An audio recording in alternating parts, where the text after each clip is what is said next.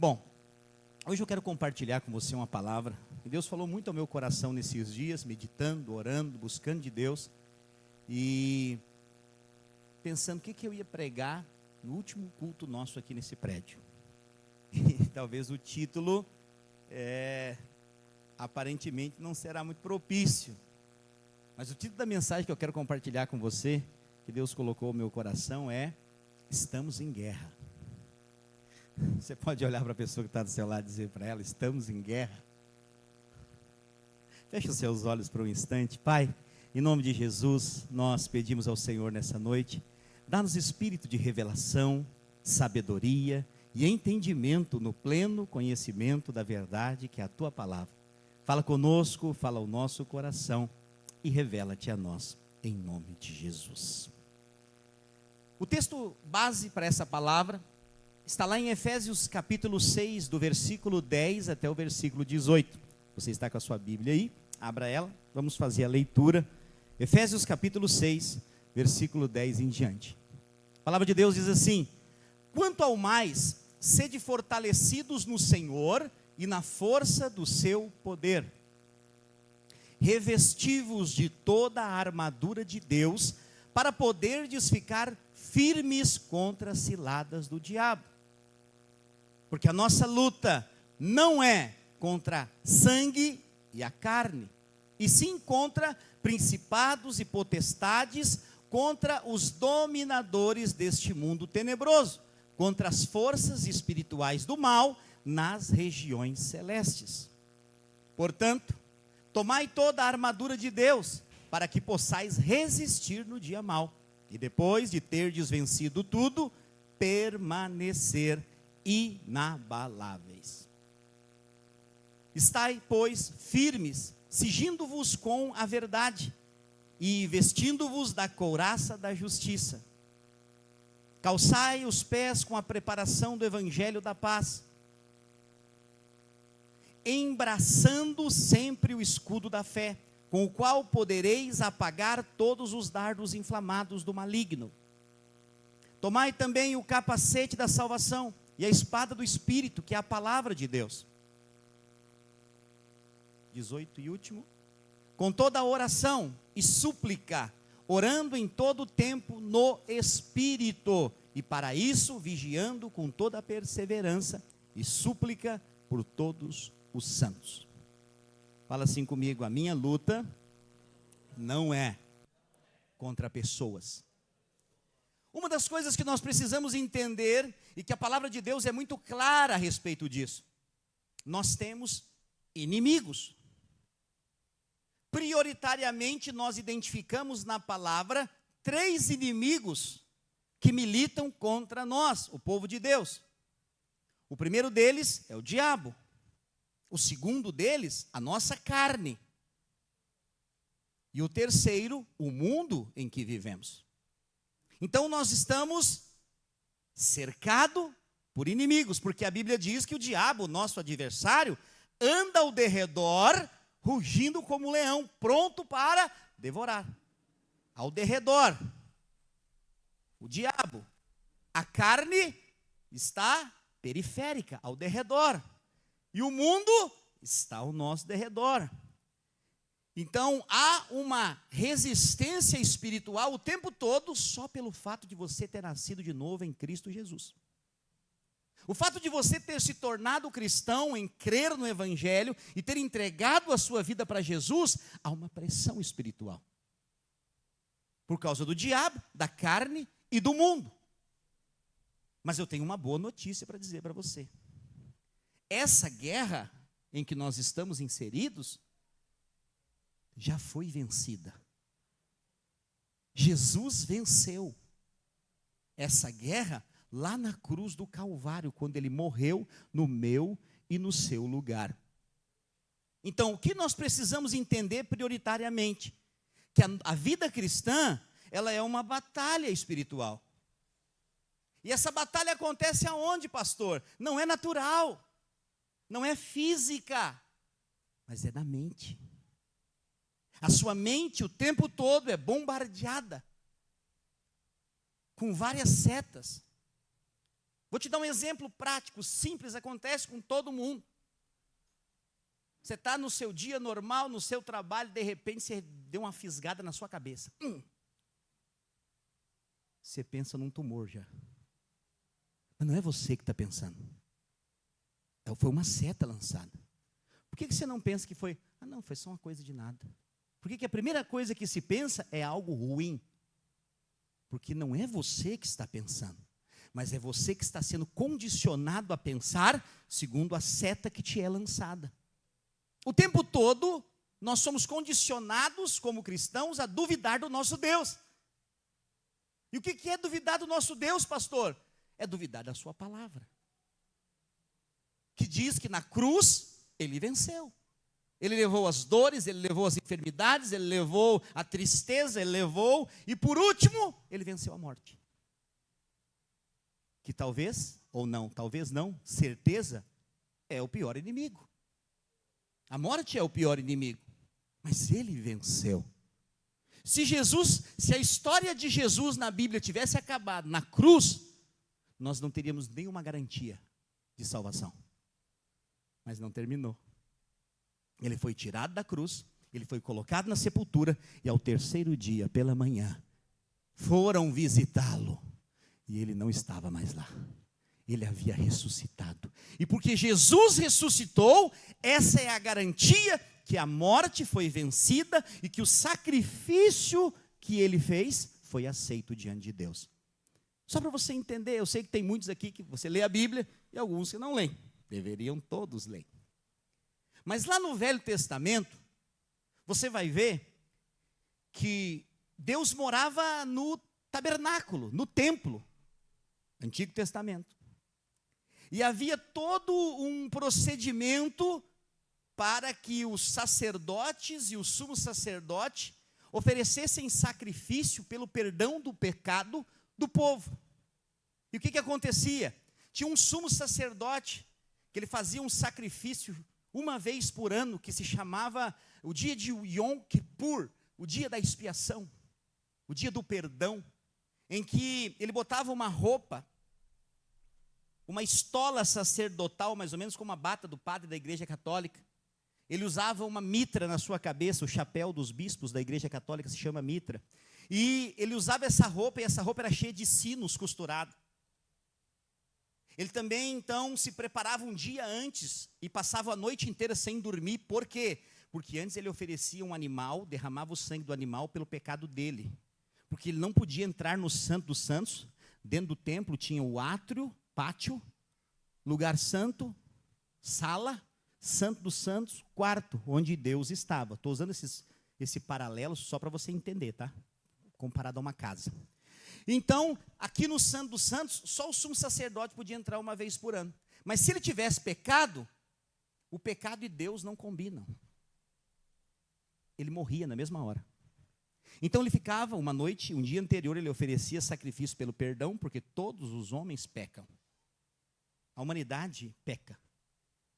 Mas eles matavam um animal, porque o salário do pecado é a morte. Eles matavam um animal, derramavam o sangue, porque só há remissão de pecados por derramamento de sangue. Então aquele animal era morto, o sangue era derramado, então ele era purificado. E aí então ele estava pronto para entrar no Santo dos Santos. Porque um dia antes, porque ele passava a noite inteira acordado, os sacerdotes ao redor dele, porque se ele dormisse, tivesse um sonho impuro e entrasse lá, morria. Então ele vestia toda ele entrava todo aparamentado, com esse monte de sino, com uma corda amarrada na cintura ou no tornozelo, pegava a pira, que era mais ou menos um prato, colocava o sangue do animal, e ele passava então pelo átrio, pelo lugar santo, e adentrava no Santo dos Santos, onde estava a Arca da Aliança e a presença de Deus.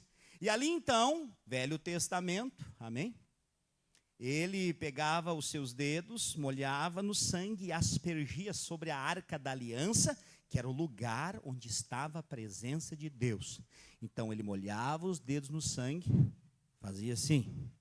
Molhava os dedos no sangue, fazia assim. Molhava os dedos no sangue, fazia assim. Molhava os dedos no sangue, fazia assim. Que sinal é esse? É a cruz. Era dessa maneira que ele aspergia o sangue sobre o propiciatório da tampa da Arca da Aliança. Uma profecia da cruz, que um dia alguém viria e morreria e derramaria o seu sangue na cruz para resolver o problema do pecado de uma vez por todas. Quando esse homem, então, o sumo sacerdote, saía, havia uma festa, porque aquele ano inteirinho, todo ano, o povo foi perdoado dos seus pecados. Só que Jesus veio, e ele foi agora o Cordeiro que morreu. O último profeta do Velho Testamento se chama João Batista. É o último do Velho Testamento. Ele tinha um estilo de vida um pouco estranho. Ele se vestia com peles de camelo, vivia no deserto e comia gafanhoto e mel silvestre. É interessante que os fariseus, os saduceus e o povo falavam mal de João. Diziam que ele era louco, porque não comia. Mas aí Jesus veio comendo e bebendo. E eles chamaram Jesus de comilão e beberrão. O que é isso, pastor? É a voz do povo. Eu vou dizer para você nessa noite, a voz do povo não é a voz de Deus. Não se preocupe o que as pessoas falam de você. Você deveria se preocupar o que a palavra fala sobre você. O que Deus fala sobre você. O que está escrito sobre você na Bíblia. João veio e diz, quando ele vê Jesus na fila para ser batizado, ele diz o quê? Eis o Cordeiro de Deus que tira o pecado do mundo. Não mais apaga, mas agora tira. Porque no velho ele diz, eu sou o Deus que apaga as transgressões. Mas no novo ele diz, tira. Tira por quê? Porque todo aquele agora que está em Cristo é nova criatura. As coisas velhas já passaram. Eis que tudo se fez novo. O que são essas coisas velhas, pastor? O Velho Testamento, a velha aliança.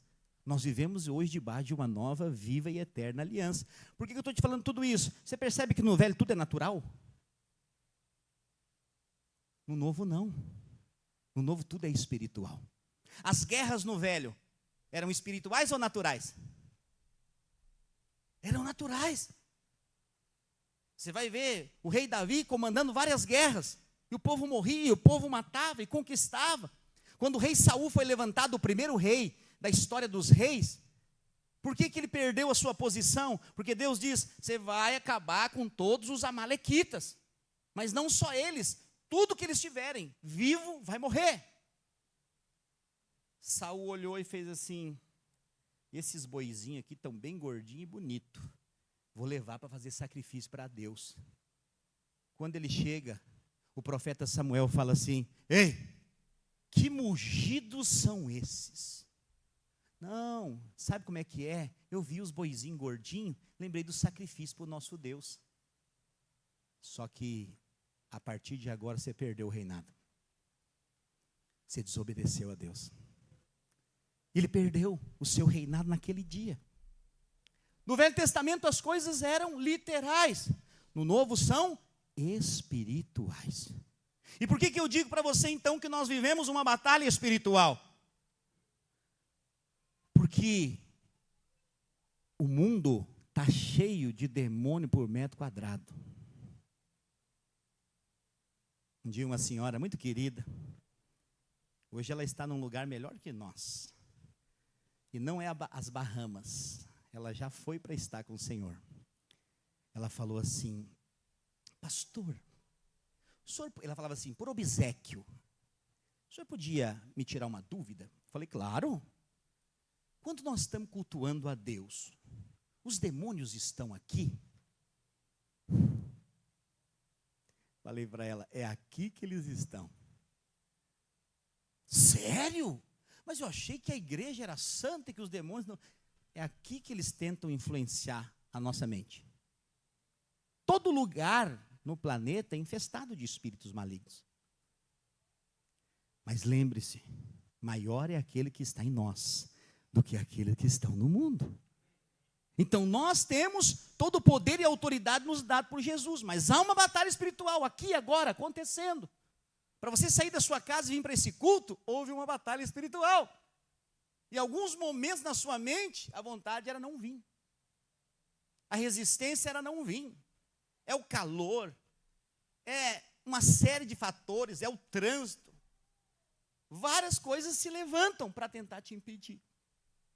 Mas o fato de você estar aqui, mais uma vez hoje você venceu. Você venceu. Você não sabe o que aconteceu aqui hoje. Não ia dar para ter pregação aqui hoje. A mesa parou de funcionar. A bateria desmanchou sozinha. O pessoal falando na minha sala, pastor, está acontecendo um monte de coisa assim, paranormal lá no prédio. Eu falei, o prédio está se despedindo de nós. Ele está fazendo a parte dele. Os irmãos foram puxar o fio. Os irmãos são valentes aqui. Subiram por cima de telhado. Agora, há 1 hora atrás. Puxaram a internet lá do outro lado, trouxeram aqui, conectaram. Não deu certo também. Caiu tudo de novo. Falei, nós vamos comandar.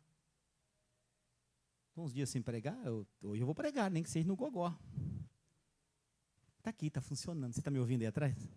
Glória a Deus. Então, o que eu estou dizendo para você? A resistência. Agora, nós não podemos botar na conta do natural. Porque se nós não conhecermos quem é o nosso inimigo, nós vamos botar a culpa em quem está ao nosso derredor. E aí você vai culpar o seu cônjuge, aí você vai culpar os seus filhos, aí você vai culpar o seu patrão, aí você vai culpar tudo que está ao seu derredor, pessoas. Mas lembre-se, a palavra de Deus está dizendo, a nossa luta não é contra carne e nem sangue, não são pessoas que são os nossos inimigos, mas sim principados, potestades, espíritos dominadores desse mundo tenebroso. Eles atuam nos ares.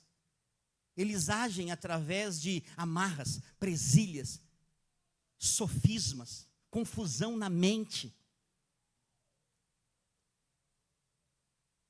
Você sabe que hoje a internet está cheia de golpe, né? Cheio de golpe. Mas se você percebe o Espírito não te deixa cair. Eu estou procurando uma casa para morar. E eu estou, para tudo que é lado, atirando, procurando uma casa e orando. Vou visitar. De repente, do nada, aparece uma casa para comprar. Dá 15 mil de entrada e parcela 900 por mês. Eu falei, que casa é essa? Vai me mostrar foto. Falei, interessante. Onde que é o escritório? Centro de Canoas. Falei, eu moro aqui. Então vem fazer uma visita. Eu vou agora. Eu fui. Cheguei lá, tudo muito bonito. Nos dias de hoje, alguém te oferecer um cafezinho no escritório, é quase um anel de ouro. Aí a moça falou, você quer um café? Eu falei, eu quero. Eu pude ver a tristeza na cara dela, porque está caro o café, né? Ela não sabia se a venda ia ser garantida. E eu tomei o café, e depois veio outro ainda, na asneira, me ofereceu de novo. Eu falei, eu quero. Eles acharam que eu não ia dizer que não. Serviram o café de novo. E começou a me falar. Dentro de mim, algo dizia assim, ó, é fria. É fria. E eu precisando, eu na necessidade, precisando de uma casa. Eu tenho 1 semana e meia para sair daqui. Na necessidade. Eu quero te ensinar uma coisa hoje. Não haja por necessidade. Não faça nada por necessidade. Eu vou entrar nessa porta aqui porque eu estou precisando. Não faça isso. Primeiro volte-se para dentro de você. Dentro de você está o seu guia, aquele que te conduz a toda a verdade de Deus e tudo aquilo que Deus tem para você. E eu falei para minha esposa, falei, olha, a conversa é muito boa, a proposta é maravilhosa, mas assim, é golpe. Ela falou, tá, mas como é que tu sabe? Eu falei, não sei, mas algo dentro de mim diz que é golpe. Segunda-feira eles vão me mandar o Pix para fazer a entrada. Eu fui procurar o nome, porque enquanto eles saíram da sala, eu tirei foto de todos os logos da empresa, de tudo, e fui para a internet procurar. Tem umas 200 pessoas dizendo, roubaram a minha entrada, não me devolveram mais, não consigo contato com ninguém. Falei, sabia que era golpe. Mas por que eu estou dizendo para você? Avalie o que está falando dentro de você. O Espírito guia você a toda a verdade de Deus. Seja para o que for. Porque a mente é o campo de batalha. Mas Deus, Ele nos dá armas espirituais para nós vencermos o inimigo.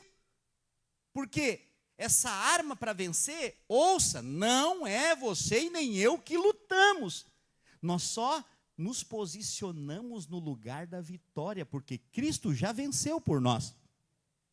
Lembre-se, a palavra é clara. Ela fala de algumas partes desse adereço, dessa armadura. E é interessante que ela fala do cinturão, estejais cingidos com o cinturão da verdade. Quem que é a verdade na Bíblia? Ele disse: eu sou o caminho, a verdade e a vida. Jesus é a verdade. Só que a palavra está dizendo: cingi-vos com o cinto da verdade. A verdade é a maneira clara do cristão viver. É uma vida de relacionamento com a verdade que é Cristo. Pastor, cristão não mente? Não deveria. Mas à medida em que nós vamos sendo transformados, a nossa mente vai recebendo a palavra e nós vamos sendo transformados. Mudanças não acontecem do dia para a noite. Deus é um Deus de processos. E Ele mesmo vai tirar da sua vida aquilo que vai atrapalhar você de viver o propósito que Ele tem para você. Ninguém muda ninguém. Essa história de, eu vou mudar o fulano. Eu vou fazer isso aqui, ele vai mudar. Só há mudança através da oração. A oração é pedir para aquele que é o Criador mudar a criatura. É Ele quem faz as mudanças, quando estão me entendendo, diga amém. Então nós precisamos entender, lá em 2 Coríntios 10, 4. 2 Coríntios 10, 4. A palavra de Deus diz assim: porque as armas da nossa milícia não são carnais, e sim poderosas em Deus para destruir fortalezas, anulando sofismas. Você sabe o que é um sofisma? É uma verdade misturada com uma mentira. É uma meia verdade. É alguém dizer assim, eu vi o Richard lá no culto da videira domingo. Isso é uma verdade. E ele pegou uma carteira que não era dele. Isso é uma mentira. O Richard estava no culto? Ele pegou uma carteira que não era dele? Não, era do pai dele. Ele pegou para comprar o sacolé. Mas não parece uma verdade? Ele estava com a carteira na mão. Ele estava no culto. Mas ele não roubou. Era do pai dele. Você entendeu o que é um sofisma? Cuidado com o que você ouve. Cuidado com... Você não sai acreditando em todo mundo. O diabo vai tentar falar com você o tempo todo que você não é um nada. Que você tem sonho de crescer, você não vai ser nada. Olha os seus pais, olha de onde você veio. Aí você começa a dar ouvido para isso, você morre, você para, você desiste. Ontem foi uma comemoração do aniversário da minha mãe. A minha mãe fez 74 anos. Eu achei que era 75. Ela falou 74, eu falei, tá bom. Errei por 1. E meu irmão estava lá, meu irmão mais novo. E o meu irmão mais novo é assim, ele é cheio de ideias, mas é que nem sorriçal. E já morre. Eu estava conversando com ele ontem, ele é muito turrão. Ele falou assim, eu comecei aqui a vender churrasquinho, e do churrasquinho eu estou sustentando a minha família. Eu falei, que bom, cara, investe nisso aí. Se tu está te dando bem, vai. Aí ele falou, mas até agora todo mundo falou bem do churrasquinho. Ele já começou outras vezes. Só que alguém reclamou. A primeira pessoa que reclamou, ele desistiu. Ele parou de vender. 20, 30, 50 pessoas falaram bem do produto. Uma que falou mal afetou ele. Aí eu falei para ele, mano, eu vou te dizer uma coisa. Tu é um cara muito joia. Tudo que tu faz de coração, tu faz bem. Só que as palavras negativas te atingem mais que as positivas. Alguém vem aqui e diz, teu churrasquinho está muito seco. Tu já para de vender, tu fala que não vai dar certo. Tu tem que focar no que é positivo. O que é positivo vem de Deus. O que é negativo não vem. Palavra negativa não vem do Senhor. Ainda que seja uma verdade.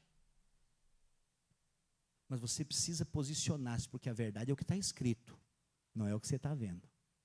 Um exemplo, pastor, você vai no médico, o médico dá o diagnóstico, tem um nódulo.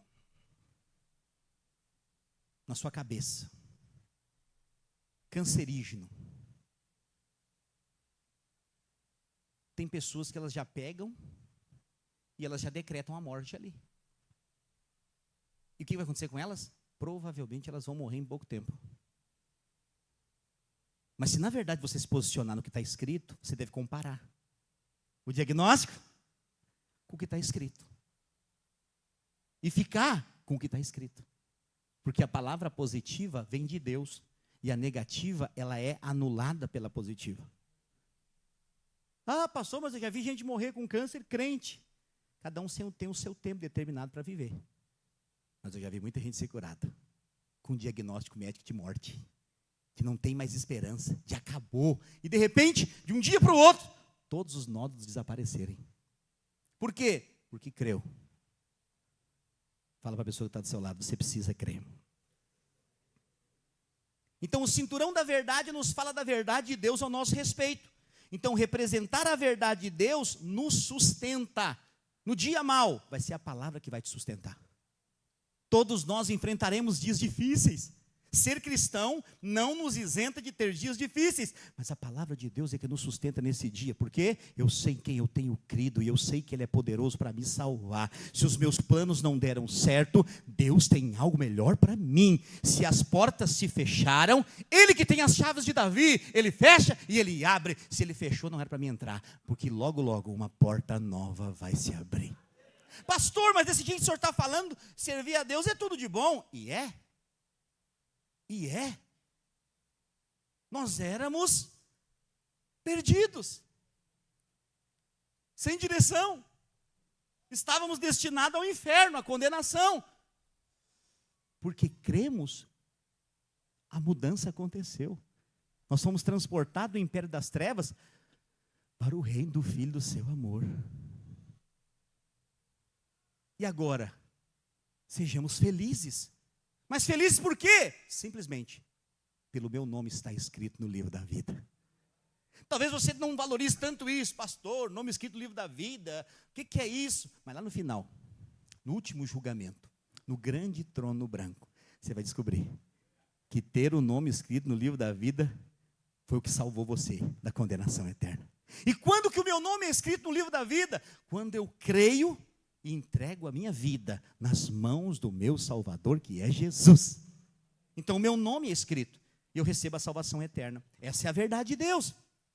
Agora, a mentira é a arma do diabo. João, capítulo 8, versículo 44. Olha aqui João 8, 44 está dizendo: vós sois do diabo, que é o vosso pai, e quereis satisfazer-lhes os desejos. Ele foi homicida desde o princípio e jamais se firmou na verdade, porque nele não há verdade. Quando ele profere mentira, fala do que lhe é próprio, porque é mentiroso e pai da mentira. A verdade, quem está do lado da verdade está do lado de Deus, porque o diabo é o pai da mentira. Ele vai usar da mentira para destruir todos aqueles que estão ao seu derredor. Então, tudo precisa ser avaliado pelo Espírito. Tudo. Você não é um cidadão dessa terra. Você é um cidadão do céu. Então, você deve avaliar pelo Espírito. Você não avalia segundo a sua necessidade. Você não avalia segundo o que você está sentindo. Você avalia pelo Espírito. Você deve perceber de que espírito você é e avaliar todas as coisas pelo Espírito. Porque quando você se posiciona pela verdade, nós somos transformados todo dia, sabia? A Bíblia diz que nós estamos sendo transformados de glória em glória, por isso ninguém é perfeito. Já viu como o mundo fala da igreja? A igreja é um monte de gente que se esconde atrás de uma Bíblia. É cheio de ex. Tudo gente fraca. Talvez você possa ficar bravo com isso, mas não estão mentindo, estão falando a verdade. Eu cheguei a uma conclusão que eu não tenho condição de cuidar da minha família. Porque quando eu cuidava da minha família, eu só destruía a minha família. Aí eu precisei de alguém que me ajudasse. Eu entreguei a minha família nas mãos daquele que é o autor da família. E aí o que acontece? Eu fui para a Bíblia. E aonde eu estou escondido? No esconderijo do Altíssimo. Aí ele fala, mas aí agora é só sombra e água fresca. E é mesmo. Você sabia? Porque ele te leva à sombra do Onipotente e às águas tranquilas. É sombra e água fresca. Porque tem vida. Quando você serve a Deus, você flui vida num ambiente onde há morte. Porque o mundo é cheio de morte. Quantos estão me entendendo? Diga amém. Então, viva debaixo dessa verdade. Todo dia nós somos libertos, quando nós nos posicionamos do lado da verdade. A igreja é um lugar em obras. Todos nós estamos em obras. E nós estamos fazendo obra, para variar. Lá para o prédio que nós estamos indo, nós temos que deixar pronto para domingo que vem. Então, hoje nós estávamos trabalhando lá até 12:30. Obras, obras, obras. Obras é sujeira, é poeira. Eu estou lá, eu tenho uns tique nervoso com sujeira, e varre, tira poeira, mas não adianta, vocês estão quebrando, cai de novo, e pá. Vamos limpando. Mas obra parece que está meio bagunçada, não é? Mas depois fica bonito quando fica pronto. Você está em obras. Às vezes parece que a sua vida está meio bagunçada. Às vezes parece que tem uma sujeirinha aqui, uma sujeirinha ali. Mas o autor da obra, ele nunca deixa uma obra inacabada.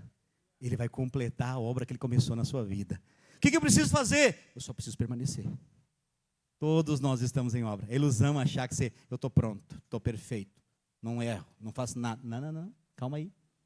Nós precisamos esperar o tempo determinado para todas as coisas. E haverá um dia que todos nós chegaremos à estatura do varão perfeito, que é Cristo Jesus. Quando? Quando deixarmos esse corpo do pecado e nos encontrarmos com Ele nas nuvens. Quantos estão entendendo? E quantos querem ir? Diga amém. Ele fala ainda da couraça da justiça, no versículo 14 de Efésios 6, que protege o quê? A couraça protege isso aqui, ó. A couraça, ela protege o coração, que representa então a justiça de Cristo. Romanos 3:22. Romanos 3:22 diz assim: justiça de Deus mediante a fé em Jesus Cristo, para todos e sobre todos os que creem, porque não há distinção. Todos que creem recebem a justificação por meio da fé. O que isso quer dizer, pastor? Que não é os seus atos que te salvam, foram os atos de Jesus. Você só foi salvo porque você creu na justificação pela fé. Você creu e recebeu de graça, sem merecer. Porque se você merece alguma coisa, a graça já não é mais graça. Porque a graça, o que é, pastor? É Deus dando tudo para quem não merece nada. Não, loucura? É a loucura do evangelho. Para uns, loucura. Para outros, poder de Deus.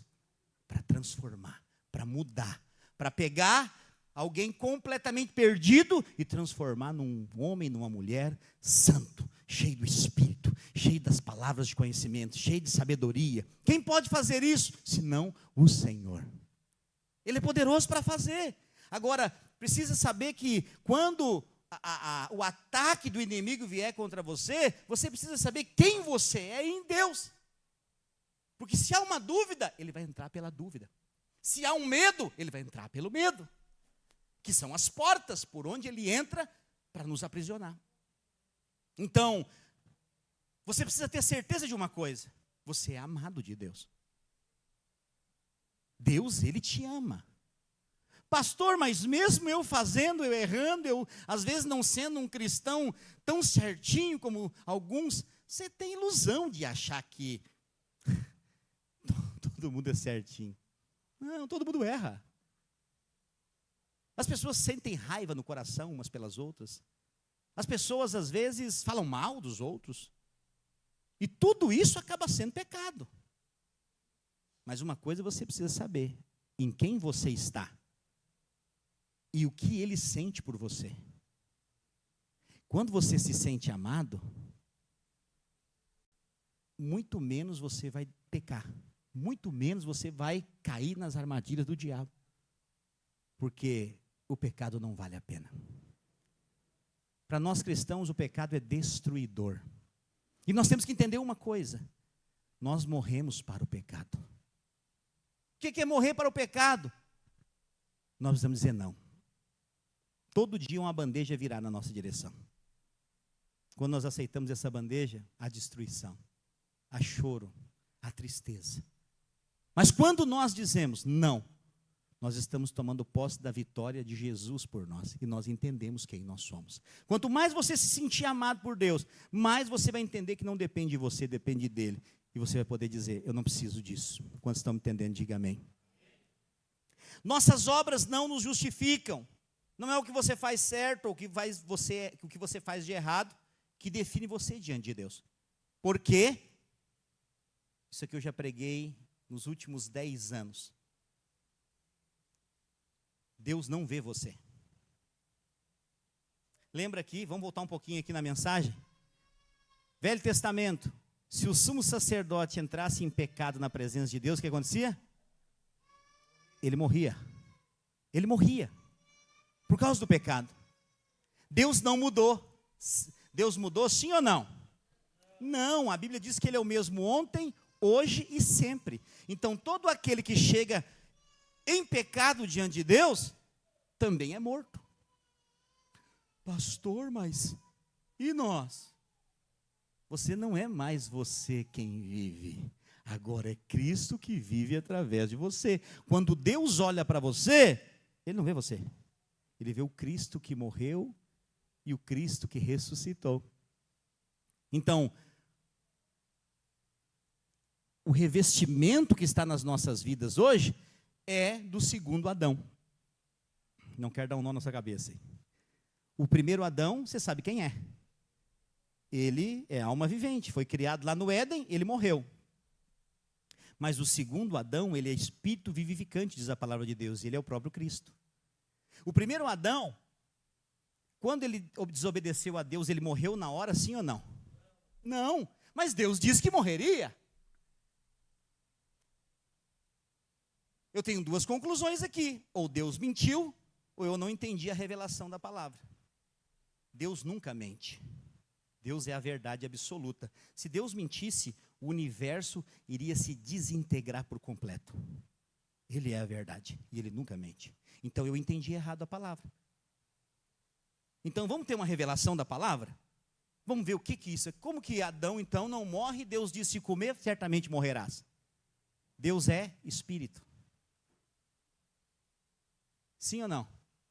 Então ele estava falando de forma espiritual. No Velho Testamento, sim, ele estava antes da lei. Mas quando Adão e Eva pecam, alguém morre no jardim. É ou não é? A Bíblia diz que ele mata um animal porque eles tinham feito roupa de folha de figueira. O que é figueira? Figueira aponta para madeira. Madeira aponta para coisa humana. Eles tentaram tapar o problema deles do jeito deles. Não deu certo. A folha seca cai e aparece novamente a nudez.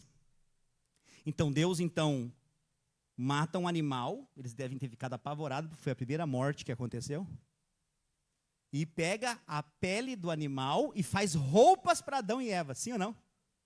Por quê? Deus é estilista? Deus se preocupa com roupa? Não. É porque quando Deus o encontrasse com eles de novo, eles iam ser obrigados a morrer. Por causa do pecado deles. Só que agora alguém morreu no lugar deles. Quando Deus olhava para Adão e Eva, não via Adão e Eva, vinha a roupa do animal que morreu. Quantos estão me entendendo? Quando Deus olha para você, Ele não vê você. Porque alguém já morreu no seu lugar. E agora Ele vê Cristo em você. E a ira de Deus virá sobre essa terra. Mas não vai poder vir sobre você. Porque o Cristo já pagou o preço e já sofreu a ira de Deus. Quando estamos entendendo, diga amém. Então, quando nós entendemos isso, nós temos paz com Deus. Porque qual que é o problema? Muitas vezes, devido às muitas palavras hoje de acusação e condenação que são pregadas nos púlpitos, os crentes são medrosos. Porque eles nunca sabem se eles estão em dia com Deus.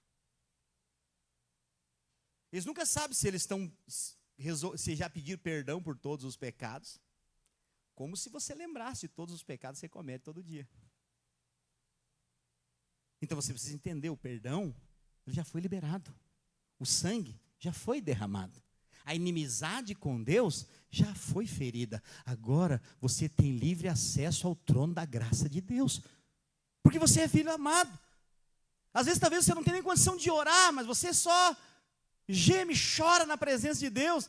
E Deus conhece o seu desejo do seu coração. E Ele trabalha para responder às suas orações. Vai dizer que não é assim. Não sei se você já teve essa experiência. Tem dias que você não consegue orar. Tem dias que a pressão é tão grande.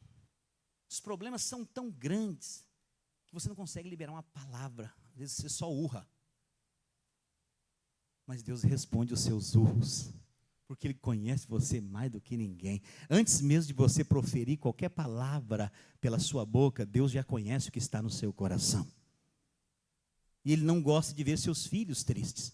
Ele quer que você experimente da alegria. Mas nunca confunda alegria com coisas exteriores. Alegria é interna. Alegria é uma pessoa. Alegria se chama Jesus. Se você tem Jesus, eu quero dizer para você, você é a pessoa mais feliz da terra. Pode o mundo cair ao seu derredor. Dentro de você há uma promessa. Você vai desfrutar de alegria perpétua em Deus. E é uma questão de fé, de crer. Mas tudo isso por causa de Cristo. Não tem a ver com o seu comportamento. Não tem a ver com você. Você sai do centro da equação e deixa Jesus ficar no centro. Amém?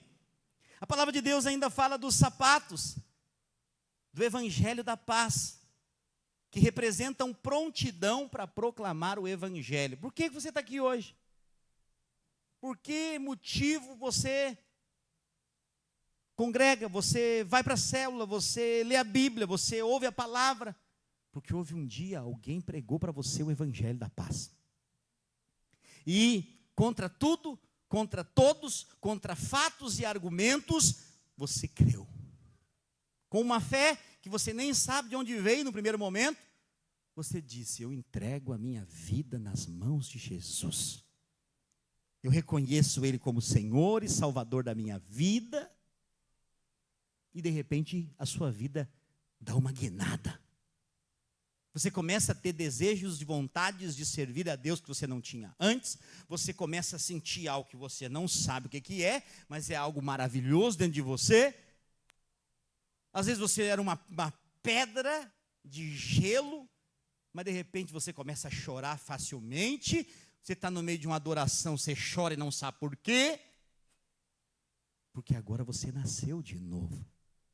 Você estava condenado à morte eterna, mas porque alguém decidiu anunciar as boas novas do Evangelho, você nasceu de novo. Todas as vezes que nós nos posicionamos para ganhar vidas para Jesus, a guerra se intensifica. Sabia disso? Tem crente que vive anos sentado num banco de igreja e não é importunado pelo diabo. Mas basta ele se levantar e dizer: vou salvar minha família, vou pregar para eles. A resistência vem. Por que será? Porque o diabo não quer perder. Mas o que ele não sabe é que ele já perdeu. Porque se você converteu, a promessa foi um botão que apertou de start para a sua família. Que quando você converte, a promessa se intensifica para a sua casa. E é sinal que você e a sua casa servirão ao Senhor. Todos os seus familiares vão servir ao Senhor porque você creu. Todos. Até aquele mais difícil, você fala assim: tem certeza, pastor? Esse aqui vai. E às vezes vai ser os primeiros. Porque Deus faz questão de mostrar que Ele é Deus na sua vida. E esse é o papel da igreja. Por isso que a igreja que se posiciona para ganhar gente, vai ser muito resistida. Porque tem gente que se preocupa com dinheiro, não é? Tem gente que a preocupação dele é dinheiro. No entanto, quando ele tem dinheiro, ele está feliz. Quando não tem, é um poço de raiva. Quando está com a conta bancária legal, é uma flor de Jesus. Mas está no vermelho. Que flor que é ruim aí? Oliveira braba. Por quê? Porque é o dinheiro que domina, que dá ânimo, que dá... Não, você saiba que tudo que você foi chamado para viver em Deus tem a ver com pessoas. quando você se levanta para compartilhar o que você recebeu. É ou não é egoísmo nosso você ser salvo, conhecer a verdade e deixar pessoas irem para o inferno? Eu não estou falando aqui de acusação, amém? Não é acusação, estou só chamando você para se posicionar diante de um exército que está em guerra, e os despojos dessa guerra não é ouro nem prata, é algo muito mais valioso que isso, são vidas. Eu louvo a Deus, ao longo desses anos eu já ganhei muito mais que 1000 pessoas para Jesus, pregando, anunciando, falando testemunho, mas eu não vou parar. Enquanto eu tiver fôlego de vida, eu vou anunciar as boas novas do Evangelho, porque eu sei que tem pessoas hoje presas nas drogas.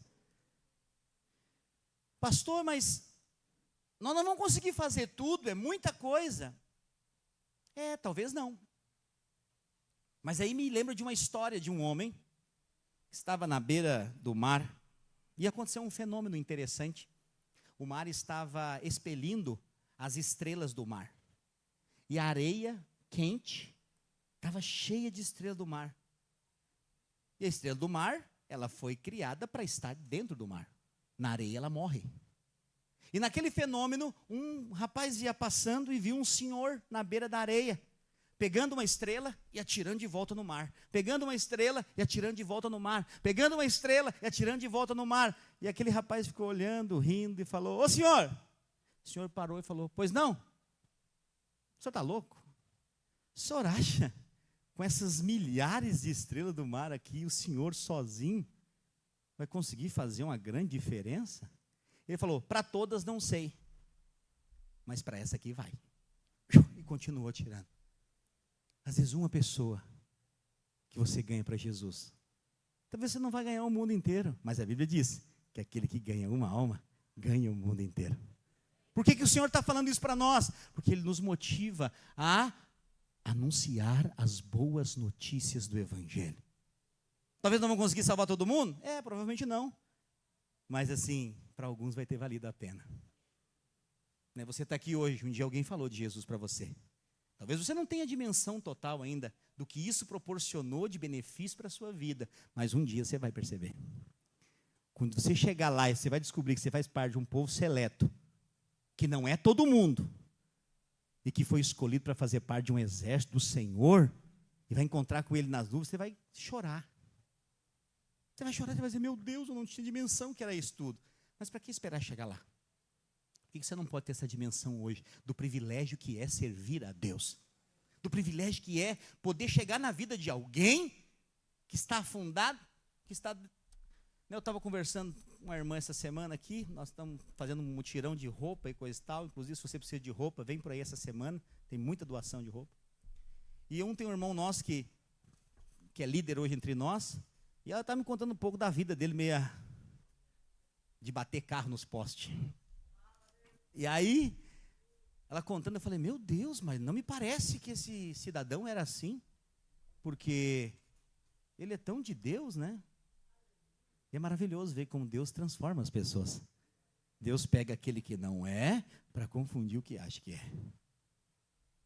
É isso que Deus fez com você. Talvez nem você se veja assim, mas eu estou aqui como profeta de Deus na sua vida para dizer: você é um homem, você é uma mulher de Deus. Você tem a essência de Cristo dentro de você. Não pense que lá no seu trabalho as pessoas não percebem isso. Elas veem. Você tem a essência de Deus. Só que às vezes as acusações do diabo vêm na sua mente e faz você se fechar. Mas basta você abrir a boca, você vai ver Deus fazer um rebuliço ao seu derredor. Pessoas serão salvas, pessoas serão libertas, pessoas serão curadas pelo poder do nome de Jesus através da sua vida. Diga amém. E ainda ele fala do escudo da fé. A fé é a nossa defesa contra os ataques do inimigo. O escudo é o quê? Ele fala assim: embraçando o escudo da fé. Embraçando é colocando ele no braço. É a fé que te sustenta. Você acha que você precisa de dinheiro? Você não precisa de dinheiro, você precisa de fé. A fé produz tudo que você quiser. A fé é a moeda do céu e você é um cidadão do céu. Com fé, portas se abrem. Aí eu falei da questão da casa, que era um golpe. Eu falei: Deus vai fazer um milagre. Vai chegar. Eu estou indo visitar. Agora, ontem à noite, eu acho. Ontem à noite. Acho que foi ontem à noite. Uma irmã de tarde falou para mim, olha, tem uma casa que eu vi de uma amiga minha. Seguinte, está quase fechado. E essa semana vai fechar. Semana que vem eu vou mudar. E tem churrasqueira na casa. É só levar a carne que nós assamos. Estou brincando. Mas tem churrasqueira. Então o que eu estou dizendo para você? O que tem que fazer, pastor? Sair correndo nem um louco? Não. Ora e espera a porta abrir. Mas antes de entrar, olhe para dentro de você. Tem alguém dentro de você falando com você o tempo todo. Dizendo, não vai. Dizendo, não vai. Ou dizendo, vai, filho, essa é para ti. Porque a paz é o árbitro. A paz é o sim do Espírito. Mas o incômodo é o não. Nós só precisamos perceber. E a fé vai levar você a perceber tudo isso. Creia que Deus te chamou para grandes coisas. Deus não te chamou para coisas pequenas. Deus te chamou para grandes obras. O diabo sempre vai lançar dardos inflamados, trazendo mentiras, dúvidas, tentações. É nessa hora que a fé nos protege. Esteja sempre com o seu escudo da fé posicionado, para que nenhum dardo crie raiz na sua vida. Quando estão me entendendo, diga amém. E ele fala então do capacete da salvação, que envolve a cabeça, onde os dardos também são alvejados. Por que capacete da salvação, pastor? Porque se você tiver certeza que você está salvo, você vai saber que você é amado. E o medo não vai entrar, porque o perfeito amor lança fora todo medo. Quanto mais você sabe que você é amado, menos você vai viver debaixo de condenação. Você vai saber que Cristo já fez a obra no seu lugar. Então, a nossa guerra, ela não é contra pessoas. É contra o mundo espiritual, que o tempo todo está maquinando. Mas o mundo espiritual nós não vemos. E aí que está o problema. Porque aí você vai tentar culpar quem está ao seu derredor. Eu nunca deu certo na vida, porque a minha família sempre foi assim. Mas eu tive isso aqui porque eu não aprendi quando era pequeno. Para com tudo isso. Você não é mais a pessoa que você era. Você agora é uma nova criatura. Você nasceu de novo. O que tem de raiz ruim na sua família ficou aos pés da cruz. Você agora é da descendência de Cristo. Você agora é cidadão celestial. A Bíblia diz que todas as coisas vão cooperar para o seu bem. Tudo ao seu derredor vai dar certo. E se der errado, até o que der errado vai cooperar para o seu bem de alguma forma. Deus vai fazer uma reviravolta e vai fazer você sair com um saldo positivo no final. Porque Deus é bom, e Deus é seu pai. Deus é rico, e Ele é o seu pai. Então, tudo que você precisa, você encontra nele. O salmista diz, já viu como é que as pessoas que às vezes estão desacorçoadas andam? Olhando para o chão. Desanimadas, tristes.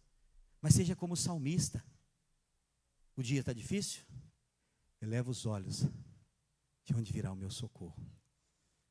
O meu socorro vem do Senhor que criou os céus e a terra. Ele é quem me guarda. Parece que essa batalha ela foi vencida. Não, mas a guerra, a vitória é minha. Porque o Senhor dos exércitos trabalha em meu favor. Você precisa ter esse posicionamento. Sua vida vai ser melhor assim. Porque essa é a verdade. E antes de encerrar. Estava com saudade de pregar, então vai demorar um pouquinho para terminar aqui. Mas já vai terminar. A espada do Espírito. Interessante, de toda a armadura de Deus, só tem uma peça que é de ataque. Percebeu? Todas elas são de proteção. Só a espada é de ataque. Dessa armadura, a espada representa a palavra de Deus. Então, quando o diabo se levanta contra você, a melhor defesa contra o diabo é o ataque. Agora, como que eu ataco? Com a palavra de Deus. Não foi assim com Jesus lá em Mateus capítulo 4, versículo 4? Jesus foi levado pelo Espírito ao deserto para ser tentado pelo diabo. Ele jejuou durante 40 dias e 40 noites. No final do jejum, ele estava com fome. E o diabo veio e fez o quê? E Jesus quer jejuar mais uns dias? Não, ele sempre vai vir na sua debilidade. ele sempre vai vir no seu momento de fraqueza. E ele vai te oferecer algo supostamente que vai suprir a sua necessidade. Aqui acontece um sofisma. Ele fala: se tu és o filho de Deus, manda que essas pedras se transformem em pães e mata a tua fome. Eu pergunto para você, Jesus podia transformar pedras em pães, sim ou não? Se ele multiplicou pão e peixe, transformou uma pedrinha em pão, era barbada. Então, só que o diabo omitiu uma coisa aqui. Esse acontecimento, ele se dá em Mateus 4, um pouco depois do batismo de Jesus. Quando Jesus sai das águas do batismo, os céus se abrem. O Espírito Santo, em forma corpórea de pomba, vem sobre ele. E uma voz do céu diz: esse é o meu filho amado, em quem eu tenho prazer. Filho? Filho? Mais alto. Filho? Amado. Voltamos para a tentação do diabo. Se tu és o filho de Deus. Ele omitiu uma parte aqui. Ele não falou o amado. Por quê? Porque quando você se sente amado, você não tem medo de nada. Ele tentou omitir o amado para entrar com medo, para Jesus ceder à tentação dele. Qual foi a arma que Jesus sacou? A espada. Nem só de pão viverá o homem, mas de toda a palavra que procede da boca de Deus. E ele resistiu o diabo com a palavra. E o diabo fugiu. Ele veio de novo, resistiu de novo. Ele veio de novo, resistiu de novo. E depois, os anjos vieram e o serviram. Sabe de uma coisa? No dia da necessidade, o diabo vai vir com uma bandeja. Muito legal, muito sugestiva. Cuidado. Aprenda a dizer não. Porque quando você diz não, não faça nada por medo. Ah, pastor, eu estava esperando uma vaga de emprego, eu estou tão desesperado que o que vier veio. Você acha que o diabo não ouve essas coisas? Hã? Não é só Deus que ouve a oração. O que vier veio. Não. O que Deus tem para mim é o que será. Às vezes pode ser uma proposta fantástica, maravilhosa. Olhe para dentro. Tem alguém dentro de você dizendo não. Ou sim. Nós precisamos aprender no meio da tempestade a ouvir o Espírito. Porque por necessidade nós entramos em fria. Se você ouve qualquer coisa de qualquer pessoa, cuidado. Hoje a internet está liberada. Você ouve um monte de gente falando que é de Deus e não é. Aí você entra em fria. Mas como que eu sei que é de Deus ou não? Eu repito para você, eu sei que eu vou ser enfadonho e repetitivo. Mas tem alguém dentro de você trazendo testificar, dizendo é meu, não é meu, é meu. Não. Você não precisa de um guru espiritual. Pastor, vê na sua bola de cristal aí, como é que vai ser a minha vida. Não. Tem alguém dentro de você falando. O tempo todo dizendo, aqui não, vai para cá. Sabe o que eu digo, o que é uma vida guiada pelo Espírito? É como se esse prédio fosse cheio de colunas. A cada 1 metro tem uma coluna. E aí você tem que correr a todo vapor com os olhos vendados. E vai ter uma voz que vai te guiar. Se você seguir essa voz, você não vai bater em nenhuma coluna. E aí você começa, a coluna fala, para a direita, para a esquerda, para a esquerda. Quando você está ouvindo a voz, você não bate na coluna. Mas se você distrair, quando estão me entendendo, diga amém. Fique de pé no seu lugar. Por fim, no versículo 18 de Efésios 6, a palavra diz que com toda a oração e súplica, orando em todo o tempo no Espírito, e para isso vigiando com toda perseverança, súplica por todos os santos. Esse versículo 18, ele está nos dando a essência de tudo que lemos anteriormente. Se nós estamos numa guerra, nós precisamos saber quem são os inimigos, o diabo, a carne e o mundo. E nós precisamos aprender como vencê-los. E precisamos entender que nós não podemos ser enganados. Então nós precisamos saber ouvir o que vem do Espírito. E precisamos entender que o quê? Não é nós que lutamos. Alguém luta por nós. Assenta, não é para sentar, mas essa é a palavra. Assenta-te para que eu ponha os seus inimigos como estrado dos seus pés. É interessante essa passagem, porque Jesus fala em uma posição. Até agora você estava sentado. Sentado é uma posição de descanso, não é? Depois de um dia inteiro de trabalho em pé, tudo que você quer é chegar em casa, atirar a botina para um canto, sentar. Posição de descanso. Por isso que o Senhor diz: assenta-te até que eu ponha os teus inimigos por estrado. Ele está dizendo: eu vou colocar. Agora o que eu tenho que fazer? Aplicar as disciplinas do descanso. Primeira delas, aprender a esperar em Deus. Deus tem uma promessa para a sua vida, sim ou não?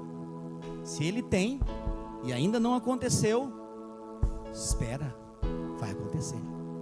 Deus nunca mentiu, e se Ele prometeu, vai acontecer, mas é no tempo dele.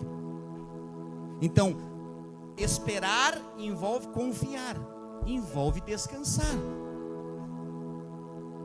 Você só precisa crer. Segundo, oração. Às vezes a promessa envolve algumas coisas pessoais sua. Pedi e dar-se-vos-á. Batei e abrir-se-vos-á. Porque todo aquele que buscai e achareis. Porque todo aquele que pede, recebe. Todo aquele que busca, encontra. Todo aquele que bate, abrir-se-lhe-á. Está falando de permanência, de insistência. A vida não é um tempo limitado, é ilimitado. Deus tem uma promessa para você, existe um caminho a ser trilhado e você vai viver esse caminho, e nesse caminho você vai viver os planos de Deus. Mas vai envolver orar para você, mas também interceder por outras pessoas. Eu vou dizer, não é à toa que a Bíblia diz que a melhor coisa é dar do que receber. Você receber uma cura é maravilhoso, mas você orar por alguém e a pessoa ser curada é mais maravilhoso ainda. Você precisar de um milagre financeiro e Deus fazer é maravilhoso, mas você ser um canal para abençoar outras pessoas, porque você já é muito abençoado, é muito melhor. É ou não é? Porque dar é muito melhor do que receber. E tudo que o diabo não quer é nos levar a ser um canal. A maior armadilha do diabo está em tirar você do centro da vontade de Deus. Eu quero dizer para você, não só para você. Hoje nós vamos ceiar, mas eu quero falar também para o mundo espiritual. Faz 9 anos que eu estou nessa cidade, vai fazer 10. Eu quero avisar para o mundo espiritual dessa cidade: nós vamos ganhar essa cidade para Jesus. Nós não vamos retroceder, nós vamos avançar. Nós vamos entrar em cada casa dessa cidade. Nós vamos ter uma célula da videira em cada rua dessa cidade. E vai haver um dia bem diante de nós, em que nós não teremos prédios grandes suficiente para nós reunirmos nessa cidade. Nós não somos daqueles que retrocedem, esquecendo-me das coisas que para trás ficam, prosseguindo para as que diante de mim estão. Prosseguimos para o alvo. Queria que os servos servissem a ceia, e eu quero encerrar proclamando uma sentença profética. Aleluia. Se você é batizado nas águas, você é convidado para ceiar conosco. Pastor, eu sou de outra igreja, eu já me batizei, mas não sou daqui. Não existe, nós somos uma família. Tem uma placa ali escrito Videira Igreja em Células. É só por causa de um CNPJ, um nome e razão social, mas nós somos a igreja de Cristo. Dependendo de ser videira, aboboreira, assembleia, o que for. Se você nasceu de novo, você já batizou, deu seu testemunho público de fé, pastor, eu sou batizado nas águas, eu convido você para ceiar conosco. O batismo é a condição para você ceiar. Se você não é batizado ainda, em breve nós vamos fazer batismo aí. Você vai batizar e vai participar da mesa. Todo primeiro domingo do mês, nós ceiamos. Na verdade bíblica, nós devíamos ceiar toda reunião. Biblicamente, Atos dos Apóstolos deveria ser assim. Mas estruturalmente nós fazemos uma vez por mês. Mas por que nós estamos reunidos aqui hoje? Primeiro porque nós somos família da fé. Mas também para cumprir uma ordem, uma ordenança de Jesus. E ele diz o quê? Na noite em que ele foi traído, ele tomou o pão e o cálice. E ele deu uma ordem para os seus discípulos depois de ceiar. Ele disse: fazei isso em memória de mim. Nós estamos aqui hoje com elementos naturais. Aqui tem um pão e aqui tem um cálice, que representa o sangue e o corpo de Jesus. Lembra que eu falei para você que nós somos espirituais. Nós não cremos que isso aqui de fato é o corpo de Jesus, é um pão, mas simbolicamente representa o que Jesus nos ensinou. Ele é o pão, não o pão inteiro, ele é o pão que foi partido. E a Bíblia diz que ele foi partido não porque ele devia alguma coisa, mas ele foi partido pelas nossas iniquidades. Foi o meu pecado que matou Jesus. Foi o seu pecado que matou Jesus. Mas ele morreu para cumprir e fazer a vontade do Pai. Jesus era o único filho de Deus, a Bíblia diz. Mas depois que ele veio e morreu, ele se tornou o primogênito, o primeiro de muitos. E sabe o que vai acontecer lá em Apocalipse, no final de tudo? Deus vai ter muitos filhos semelhantes a Jesus. Hoje nós estamos aqui como uma parte, nós somos a pequena parte do corpo de Cristo aqui nessa cidade. Nem vou falar de país, e nem de mundo. São milhões de cristãos que essa hora estão reunidos, levantando o pão, dizendo: esse é o corpo que foi entregue em meu favor. É importante que nós tenhamos essa revelação, porque nós precisamos desse pão. Ninguém é pão sozinho. Você tem aí um pedaço de pão, eu tenho um pedaço de pão, mas ninguém é pão sozinho. Nós precisamos uns dos outros. Eu preciso de você, você precisa de mim, e nós precisamos do pão. Ele é o pão vivo que desceu do céu. Por isso que ao você comer desse pão, simbolicamente você come vida de Deus para o seu interior. Mas quando você bebe do cálice, você está trazendo à memória o sangue derramado na cruz, que mais uma vez nos remete à remissão de pecados. Os seus pecados do passado, do presente, do futuro, por causa do sangue, estão todos perdoados. Você não tem mais condenação diante de Deus. E ao comer do seu pão hoje, você está profeticamente dizendo: eu faço parte da família de Deus nessa terra. E quando você come desse pão, há uma substância espiritual que não está no pão, mas está na fé. Que se há alguma enfermidade na sua vida, profeticamente, esse pão se torna curador na sua vida. Pela sua fé no Cristo que morreu naquela cruz, a enfermidade vai desaparecer. Levante o seu pão, fale assim comigo: esse é o corpo de Cristo, do qual eu faço parte. Ao comer desse pão, eu como vida, paz, alegria, porque eu sou um com o verdadeiro pão, que é Jesus. Levante o seu cálice, fala assim: esse é o sangue da nova, da viva e da eterna aliança, feita em Cristo Jesus, para me salvar. Hoje eu reconheço e faço memória da minha salvação. O meu Jesus derramou o seu sangue para me salvar. Ao beber desse cálice, eu sei que todos os meus pecados já foram perdoados, e nada e nem ninguém poderá me separar do amor de Deus que está em Cristo Jesus. Amém? Coma do pão, beba do cálice e seja abençoado.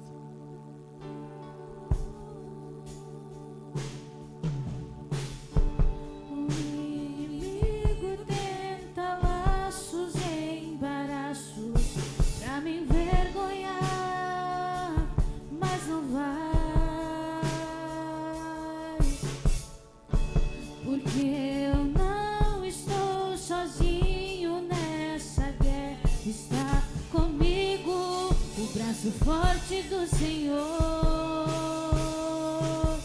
aquele que acalma o vento, aquele que aquieta o mar e tira a força do fogo e faz o leão jejuar. É o Deus que derruba as muralhas, da estéril faz mãe de filhos.